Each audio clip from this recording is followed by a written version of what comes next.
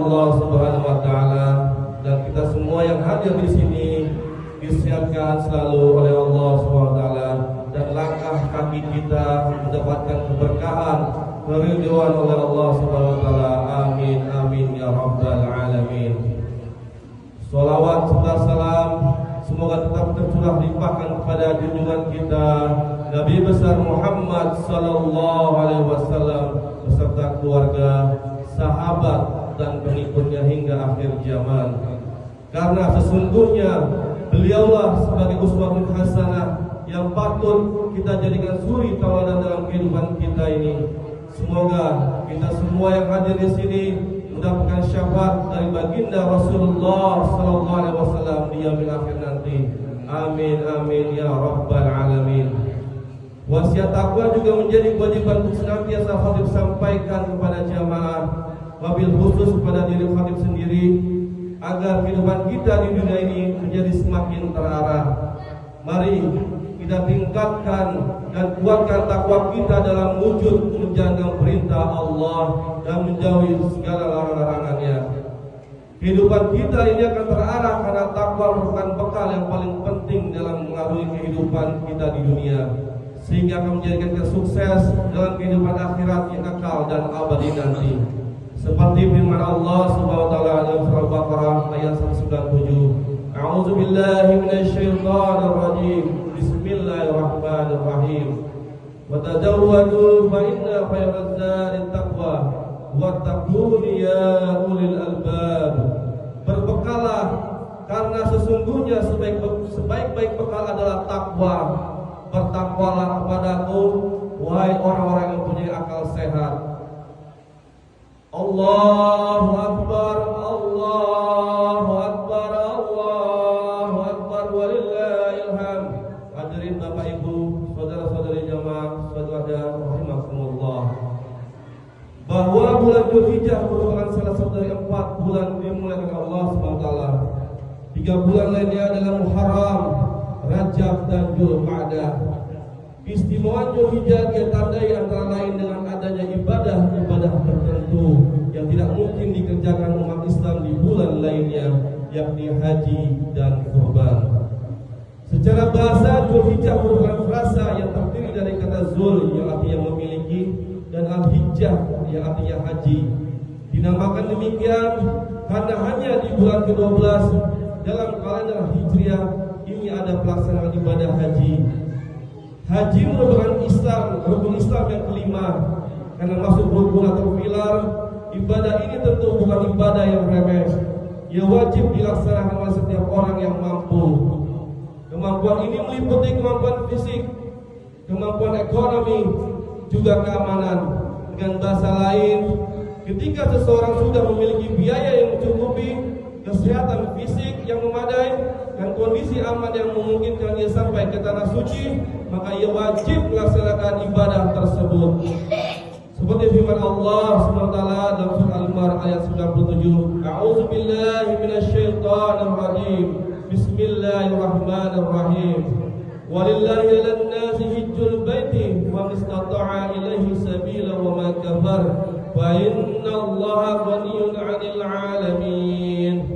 Mengerjakan haji adalah kewajiban manusia terhadap Allah, yaitu bagi orang yang mampu mengadakan perjalanan ke Baitullah.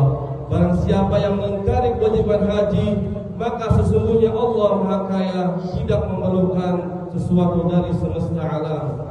Allahu Akbar, Allahu Akbar, Allahu Akbar, walillahil hamd.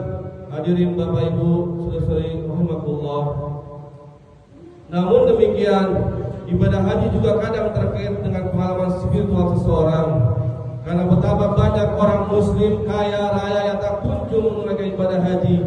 Sebaliknya, betapa banyak orang yang bergaji rendah justru diberi kemampuan untuk melaksanakan ibadah haji. Semangat dan pengalaman batin seseorang amat berpengaruh terhadap seberapa kuat niat berhaji itu tumbuh. Semoga kita semua diberikan kemudahan, taufik, hidayah dan ma'unah oleh Allah SWT, sehingga suatu saat nanti kita dapat melaksanakan ibadah haji. Amin amin ya rabbal alamin. Allahu Akbar, Allahu Akbar, Allahu Akbar walillahil hamd. Hadirin berdoa, Bapak Ibu, saudara-saudari jamaah Idul Adha yang dirahmati Allah SWT. Hari Raya Idul Adha yang juga disebut Hari Raya Kurban mengingatkan kita kepada Nabi Allah Ibrahim alaihissalam bersama putranya Nabi Ismail alaihissalam. Ismail adalah putra tunggal Nabi Ibrahim yang telah bertahun-tahun dirindukan kehadirannya. Sebagai putra tunggal, Nabi Ismail sangat disayangi oleh kedua orang tuanya. Dalam suasana saling kasih sayang seperti itu, turunlah perintah dari Allah kepada sang ayah yaitu Nabi Ibrahim alaihissalam untuk menyembelih anak kandungnya. Untuk apa? Yakni untuk melakukan kurban dengan menyembelih anak kandungnya sendiri yaitu Nabi Allah Ismail alaihissalam. Nabi Ibrahim alaihissalam dengan penuh ketaatan dan kepatuhan bersedia melaksanakan perintah itu. Dan ketika diceritakan oleh Nabi Ibrahim kepada Ismail tentang adanya perintah Allah itu untuk menyembelihnya, Nabi Ismail tidak gentar sedikit pun.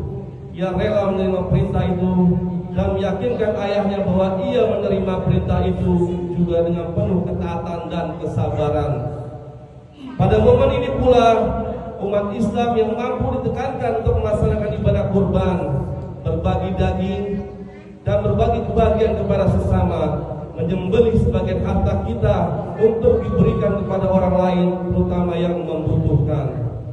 Dari sinilah kita semua belajar tentang kesetaraan manusia di hadapan Allah Subhanahu wa taala tanpa memandang jabatan, status sosial, latar belakang pendidikan, suku, bangsa, serta kelas ekonomi, bahkan agamanya. Ibadah kurban memberikan pesan kita kepada umat Islam tentang pentingnya solidaritas, empati terhadap orang lain, serta menyembelih ego pribadi untuk kemanfaatan bersama.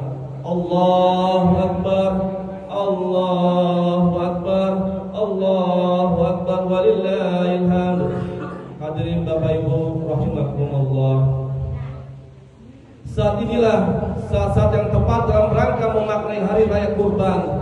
Sebab kurban bukan semata-mata hanya memotong hewan saja, namun lebih daripada itu, kurban mengajarkan kita untuk berbagi dan peduli terhadap sesama. Terlebih pada situasi saat ini di mana ekonomi sebagian besar sedang sulit, kesusahan kian bertambah, pengangguran kian meningkat, angka kemiskinan pun semakin tinggi. Oleh karena itu, maka mari bagi yang mampu maka berkurbanlah, berbagilah pada sesama kita. Semoga kita semua diberikan kemudahan-kemudahan serta kemampuan untuk berkurban. Semoga dengan amal kita, dengan keikhlasan kita, dengan kepedulian kita terhadap sesama menjadi sebab wasilah turunnya rahmat Allah Subhanahu wa taala, dengan dihilangkannya segala kesusahan-kesusahan, dihilangkannya segala bala dan wabah. Amin amin ya rabbal alamin. Barakallahu li wa lakum fil Qur'anil azim wa nafa'ani wa iyyakum bima fihi minal ayati wa dzikril hakim wa taqabbalallahu minni wa minkum tilawatahu innahu was-sami'ul 'alim. Wa aqulu qawli hadha fastaghfirullahal 'azim innahu wal ghafurur rahim.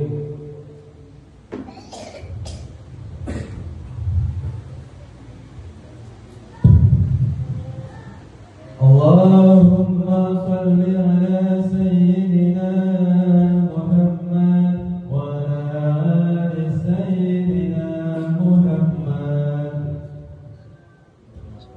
Allahu Akbar, Allahu Akbar, Allahu Akbar, Allahu Akbar, Allahu Akbar, Allahu Akbar, Allahu Akbar, Allahu Akbar kabira, walhamdulillahi katsira, wa subhanallahi bukratan wa asila. La ilaha illallah, wallahu akbar, Allahu akbar walillahil hamd. Alhamdulillahi ala ihsanihi wa syukru lahu ala taufiqihi wa imtinanihi, wa asyhadu an la ilaha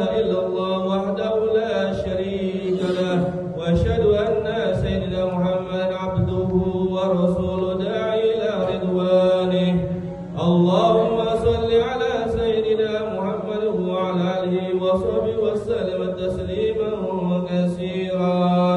أما بعد، فيا أيها الناس اتقوا الله فيما أمر وانتهوا عما نهى، واعلموا أن الله أمركم بأمر بدأ بنفسه وثنى بملائكته وقدسه، وقال تعالى: إن الله وملائكته يصلون على النبي يا أيها الذين آمنوا صلوا عليه وسلموا تسليما.